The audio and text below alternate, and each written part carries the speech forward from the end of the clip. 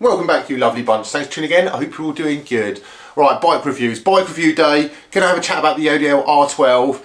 But honestly, you guys know this. I find doing these videos really hard. And I think there's a couple of reasons. Like, I have to be really factual and I need to be structured with it. And I find structure really difficult. And I can write down a list of points and then all that happens is I completely ignore them and just freestyle it. So I did. I wrote down a whole list of talking points for this video.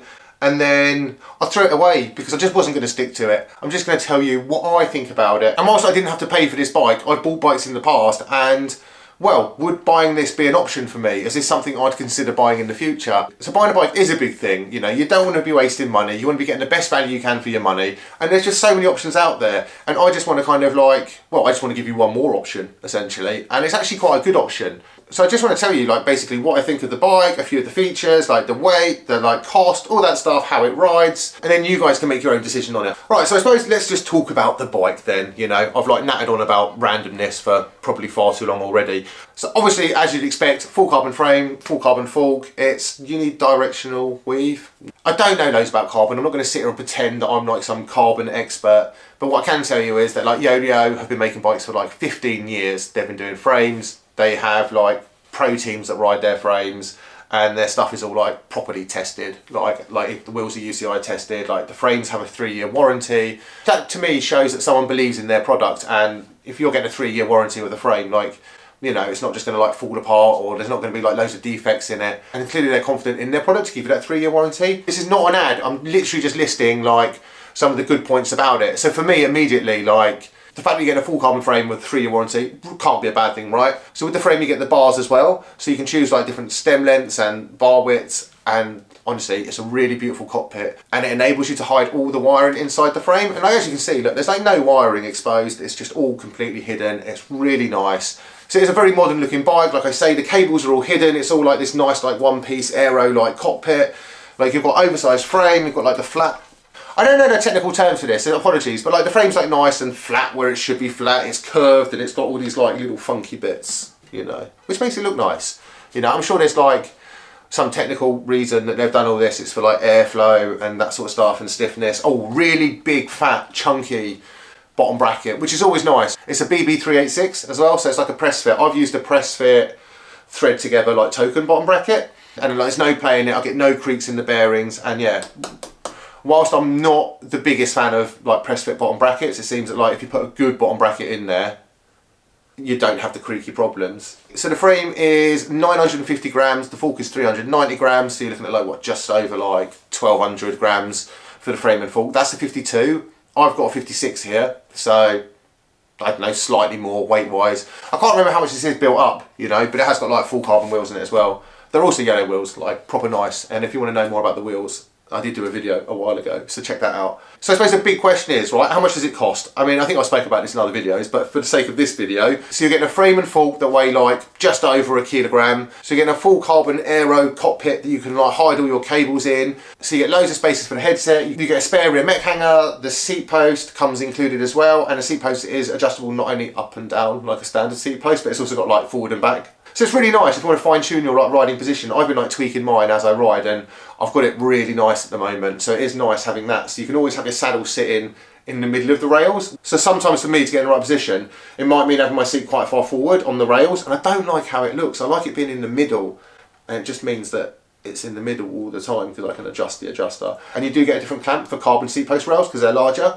So in the box you get a lot of stuff, you know, that's a lot of stuff. You get frame, fork, bars, seat post, all adjustments, spare mech hanger. So all of that comes to a total of $1,215, and that's if you're ordering it from China. So one of the downsides is obviously there's a longer wait time. You're ordering from China, you're ordering direct. When you order direct, it does take slightly longer to get stuff. So that is one of the drawbacks. There is a wait time for it. But you can also order from their UK distro, so it costs £1,100 for this. Obviously there's no import fees.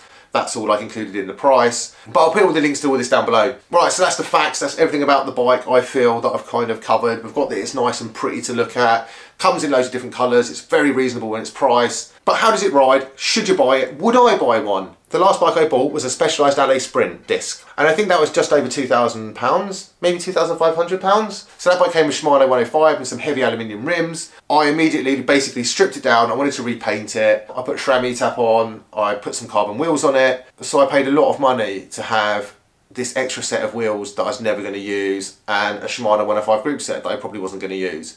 So in reality, what I should have done, you know, I mean, you know. And that's what, honestly, this is what I think now. I'd have got a lot more for my money. There's no denying that, like, riding a carbon frame is nicer than riding an aluminium frame. I like that. I mean, each to their own. If you don't like that, that's fair. I think this is a better frame than my Specialized LA disc that's aluminium.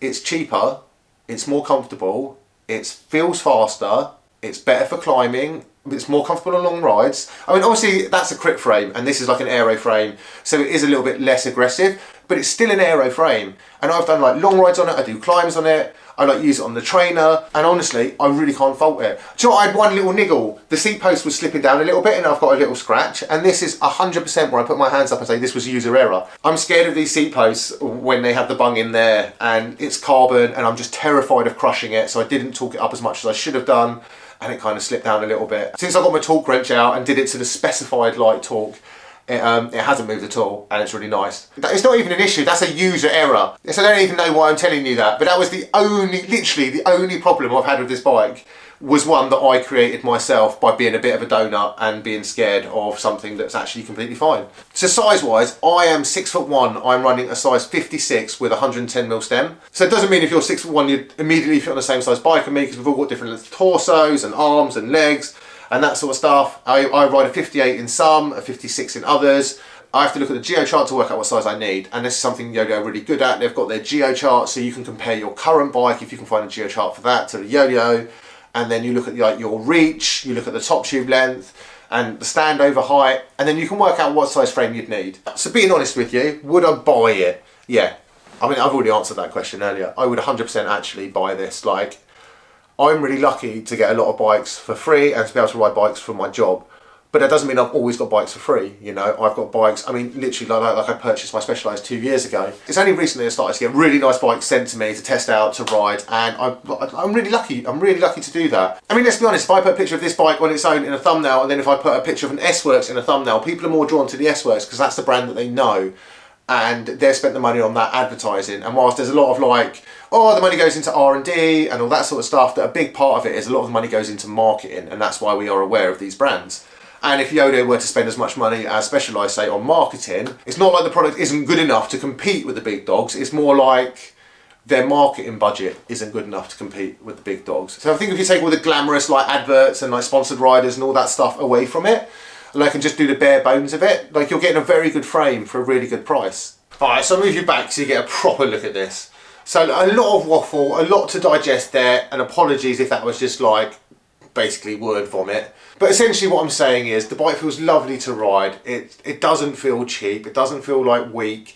It feels like, well, like a really nice carbon frame, which you should expect. When I built it up with like decent components on it, it's lightweight. It's like just over 8 kilos, and for 56, also very good. So you get a lot of stuff in the box, like, you know, seat post, bar stem.